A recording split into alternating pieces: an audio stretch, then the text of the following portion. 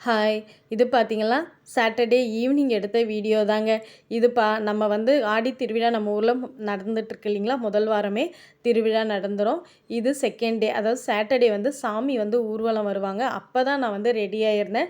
சாமி ஊர்வலத்துக்கு தான் நான் அம்மாவ வர சொல்லியிருந்தேன்.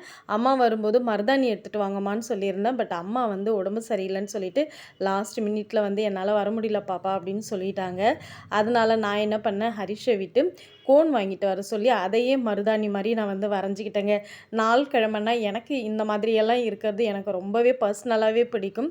வீட்லயே கூட நான் சின்ன பொண்ணுலேருந்தே அப்படிதான்.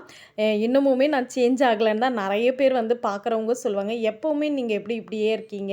அப்படின்னு சொல்லுவாங்க. ஆமாங்க, லிப்ஸ்டிக் வச்சுக்கிறது, மை வச்சுக்கிறது, இந்த மாதிரி மெஹந்தி வரைஞ்சிக்கிறது, நெயில் பாலிஷ் இதெல்லாம் எனக்கு ரொம்பவே பிடிக்கும். பெண்கள்னாலே அக்சஸரீஸ்லாம் பிடிக்காத பெண்கள் யாருமே இருக்க மாட்டாங்க இல்லைங்களா? அதே மாதிரி தான் நானும். அதுலேயும் ஊர் திருவிழான்றதுனால என்னென்னா, அம்மாவும் கொஞ்சம் நான் இது பண்ணிட்டேன். அம்மா எடுத்துகிட்டு வருவாங்க நேச்சுரல் மருதாணி.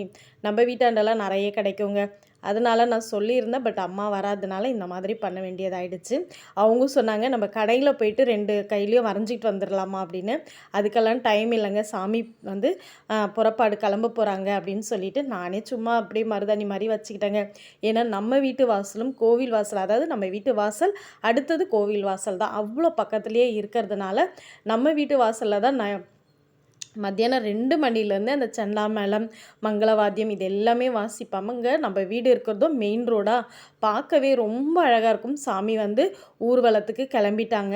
அது எடுத்து வைக்கக்குள்ள ஆனால் அதுக்கு முதல் நாளும் மழை இருந்துச்சு. அன்னைக்குமே பார்த்தீங்கன்னா 4 மணி வரைக்கும் மழை இருந்துச்சுங்க. ஆனால் சாமி எடுத்து வச்சதுக்கப்புறம் ஒரே ஒரு சொட்டு மழை கூட இங்கே வரலைங்க. அதுதான் இறைசக்தி இல்லைங்களா?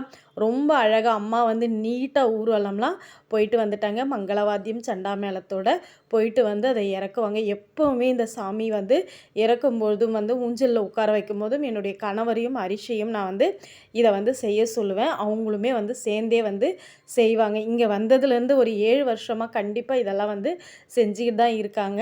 பௌர்ணமி பூஜையில் கூட சாமியை அலங்காரம் பண்ணி எடுத்து ஊஞ்சலில் வைக்கும்பொழுது அப்போ இவங்க டியூட்டிக்கு போயிடுவாங்க. ஹரிஷ் இருப்பான் இல்லைங்களா? நான் ஹரிஷை அந்த ஒரு இது மட்டும் கொஞ்சம் செய்ப்பா அப்படின்னு சொல்லியிருக்கேன். சின்னதுலேருந்தே அவனுக்குமே அது பழகிருச்சு. அம்மாவை ரொம்ப அழகாக பாருங்கள் ஊஞ்சலில் உட்கார வச்சு ஊஞ்சல் ஆட்டி விடுவாங்க. நாங்களுமே ஒருத்தராக நம்மளுமே கூட பூஜைலாம் முடிஞ்சதுக்கப்புறமா ஊஞ்சல் சேவை பூஜை முடிஞ்சதுக்கப்புறமா போயிட்டு ஊஞ்சல் ஆட்டி விட்டுட்டு வீட்டுக்கு வந்துடலாங்க. ரொம்ப அழகாக இருந்துச்சு இந்த திருவிழா. உண்மையாகவே சொல்கிறேன், எனக்கு ஒரு 7 வருஷமாக ரொம்ப ரொம்ப பிடிச்ச ஒரு திருவிழான்னு தான் நான் சொல்லுவேன். இதை பார்க்குறவங்க எல்லாருக்கும் தீப்பாஞ்சி அம்மன் அருள் கிடைக்கட்டும்.